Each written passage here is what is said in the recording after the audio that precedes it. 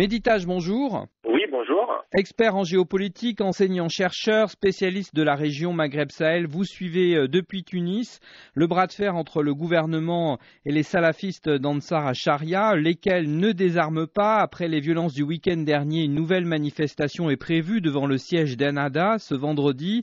Un appel qui intervient après que le gouvernement ait durci le ton, qualifiant désormais les salafistes d'Ansar al-Charia de terroristes. Est-ce que pour vous, ce discours marque véritablement une rupture après le flou entretenu ces derniers mois par le gouvernement? À mon sens, une rupture, oui, indéniablement, parce que le gouvernement, donc Jbeli dans une première étape et ensuite Laraï dans un second temps, a été taxé notamment par l'opposition démocratique et progressiste d'une certaine complaisance, voire d'un laxisme à l'égard de la prolifération de ces groupuscules à la fois salafistes et accessoirement djihadistes. Maintenant, il est vrai que la fermeté qui a été employée donc le 19 mai, à la fois relativement à l'interdiction, déjà la prise de décision d'interdiction a marqué une rupture. Ensuite, la deuxième étape, c'est-à-dire la qualification par le Premier ministre d'Ansar al-Charia en tant que groupe terroriste, donc un changement de registre juridique. Donc là, il y a une rupture nette. Comment expliquez-vous justement cette volte-face du gouvernement? Alors, les choses sont complexes. Il faut savoir que le mouvement Nahda lui-même ne constitue pas une entité homogène, avec un discours cohérent et une stratégie cohérente. Nahda est travaillé par des dissensions intérieures. Donc c'est complexe. Néanmoins, aujourd'hui, le mouvement Nahda se retrouve acculé.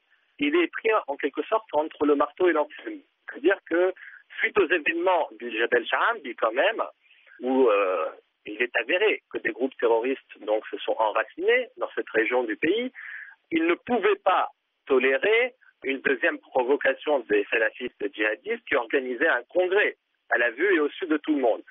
Donc là, ils se seraient exposés à un tollé de la société civile, de l'opposition démocratique et moderniste, voire de certaines puissances ou certains acteurs extérieurs. Donc il se devait de réagir.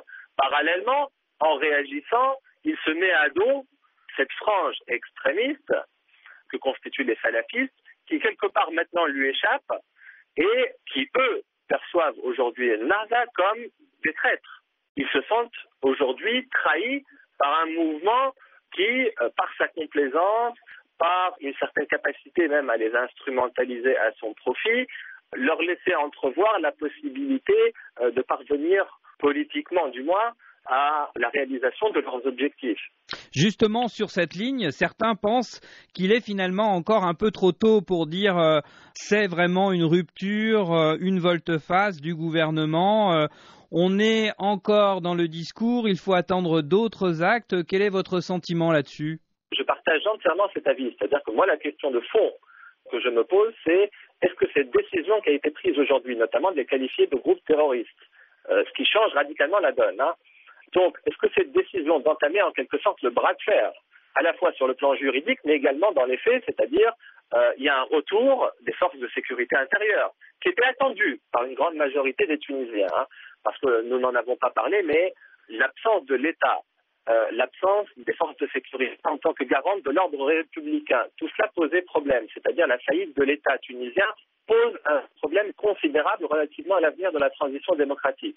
Mais, si on revient à votre question, est-ce que cette décision d'entamer le bras de fer avec Ansar al-Charia est durable, ou s'agit-il en quelque sorte d'abattre une tête de l'hydre, mais l'hydre en a plusieurs, parce qu'il n'y a pas qu'Ansar al-Charia, il y en a d'autres. S'il s'agit véritablement d'une décision ferme, sans compromis, sans retour en arrière, donc qui marquerait une rupture, d'en finir avec ces groupes salafistes, djihadistes, extrémistes, qui menacent la sécurité nationale tunisienne et qui hypothèquent l'avenir de la Tunisie quant à la transition démocratique, ou s'agit-il simplement d'un compromis de façade, destiné quelque part à apaiser un peu la scène intérieure et à donner des gages aux partenaires extérieurs qui exercent une pression de plus en plus puissante, notamment quant aux aides financières. Or, la Tunisie est dans une situation économique extrêmement grave. Donc le gouvernement Nahda et le gouvernement de la Troïka est aujourd'hui dans une impasse économique, une impasse politique et une impasse sécuritaire. Là est toute la problématique.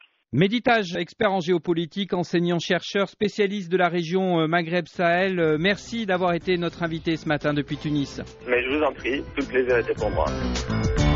Thank you.